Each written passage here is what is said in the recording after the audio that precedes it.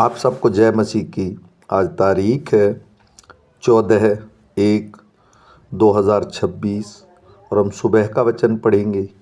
हम पढ़ेंगे मत्ती की पुस्तक में से उसका 10 अध्याय और उसका 1 से लेके 20 वचन तक।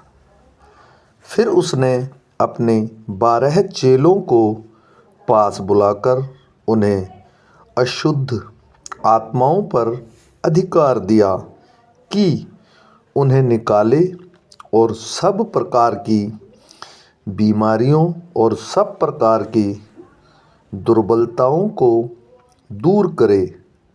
इन 12 प्रेरितों के नाम ये हैं। पहला शिमोन जो पतरस कहलाता है और उसका भाई आंद्रियास, जब्दी का पुत्र याकूब और उसका भाई यूहन्ना, फिलिपुस और बरतुल्मै, थोमा और महसूल लेने वाला मत्ती, हलफाई का पुत्र याकूब और तच्छे, शैमन कनानी और यहूदा स्क्रोतियो जिसने उसे पकड़वा भी दिया। इन 12 को यीशु ने यह आज्ञा देकर भेजा, अन्य जातियों की ओर न जाना और सामरियों के किसी नगर में प्रवेश न करना, परंतु इज़राइल के घराने की खोई हुई भेड़ों के पास जाना और चलते चलते यह प्रचार करो, स्वर्ग का राज्य निकट आ गया है। बीमारों को चंगा करो, मरे हुओं को जिलाओ, कोढ़ियों को शुद्ध करो, दुष्ट आत्माओं को निकालो। तुमने सेंत में पाया है, सेंत में दो। अपने पटुकों में न तो सोना और न रूपा और न तांबा रखना। मार्ग के लिए न झोली रखो, न 2 कुर्ते, न जूते और न लाठी लो, क्योंकि मजदूर को उसका भोजन मिलना चाहिए। जिस किसी नगर या गांव में जाओ तो पता लगाओ कि वहाँ कौन योग्य है, और जब तक वहाँ से न निकलो उसी के यहाँ रहो। घर में प्रवेश करते हुए उसको आशीष देना।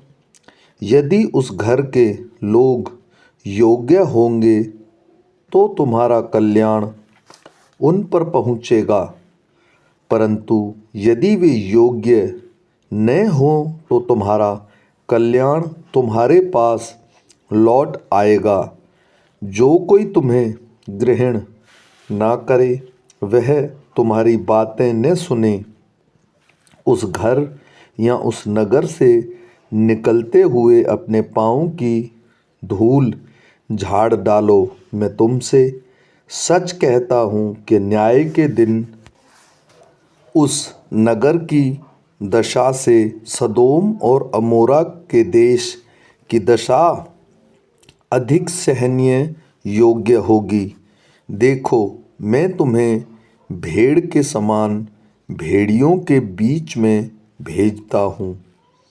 इसलिए सांपों के समान बुद्धिमान और कबूतरों के समान भोले बनो, परंतु लोगों से सावधान रहो, क्योंकि वे तुम्हें महासभाओं में सौंपेंगे और अपनी पंचायतों में तुम्हें कोड़े मारेंगे।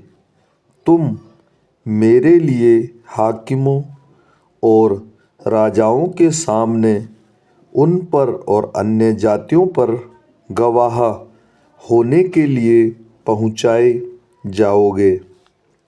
जब वे तुम्हें पकड़वाएंगे तो यह चिंता न करना कि हम किस रीति से या क्या कहेंगे, क्योंकि जो कुछ तुमको कहना होगा वह उसी घड़ी तुम्हें बता दिया जाएगा, क्योंकि बोलने वाला तुम नहीं हो परंतु तुम्हारे पिता का आत्मा तुम में बोलता है।